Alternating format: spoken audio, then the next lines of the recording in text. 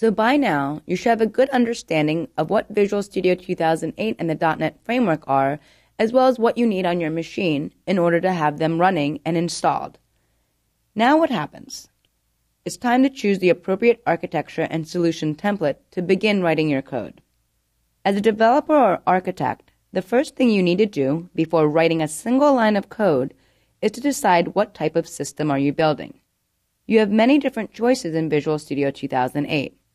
Let's go ahead and launch Visual Studio 2008.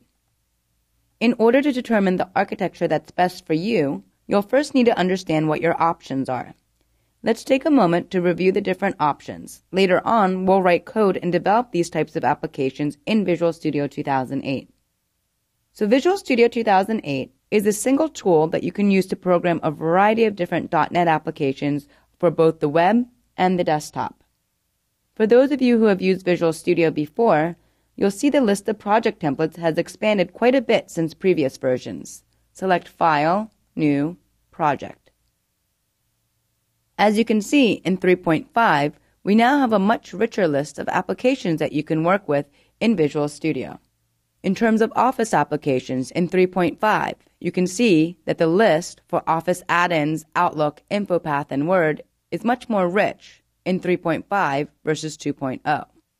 Likewise, from 2.0 to 3.0, there hasn't been much changes. 3.5 adds a considerable amount of choices, such as Visio add-ins, Excel templates, Word templates, and SharePoint sequential workflows. Let's walk through all the different tools that you have available in Visual Studio for all the different types of applications that you have. One option when choosing an architecture is to select web applications. You can do this for both Visual Basic, C#, or any of the other .NET languages that you have available. A web application is typically a browser-based application that reaches many users. The advantage is that your code is centralized in one place, on the web server or web farm. With Visual Studio 2008, you would use ASP.NET 3.5 to work with the system.web namespace. You choose this sort of application, web application, or website when you want your browser to be the container for your application. It's best suited for an environment where the user has live connectivity in order to interact with a web farm. Most of the time, all the user needs is a browser. You can access this application by selecting Web and selecting ASP.NET Web Application, or you can cancel out of this and say File, New, Website to select an ASP.NET Website.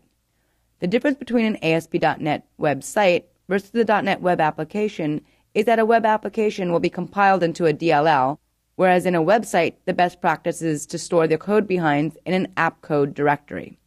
We'll cover this in greater detail when we get to the web applications in this series. Select File, New, Project.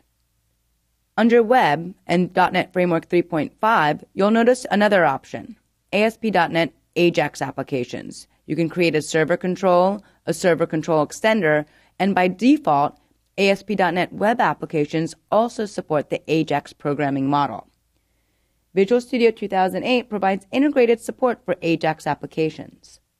AJAX enables you to program web applications with a mix of both server and client-based programming.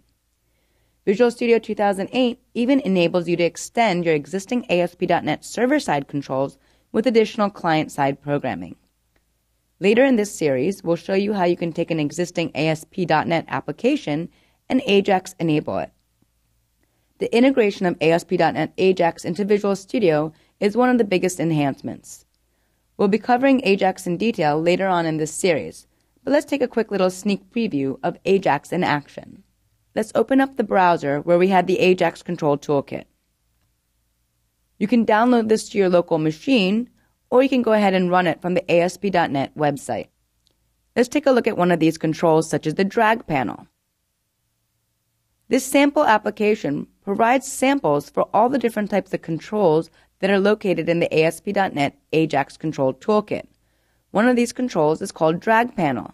As you can see, when I mouse over the Drag Me title bar, my cursor changes to a movable icon.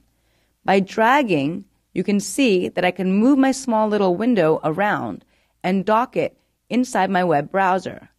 This is a perfect example of using both client-side and server-side scripting to be able to develop a website. As you can see, ASP.NET is no longer simply about developing a website with server-side programming.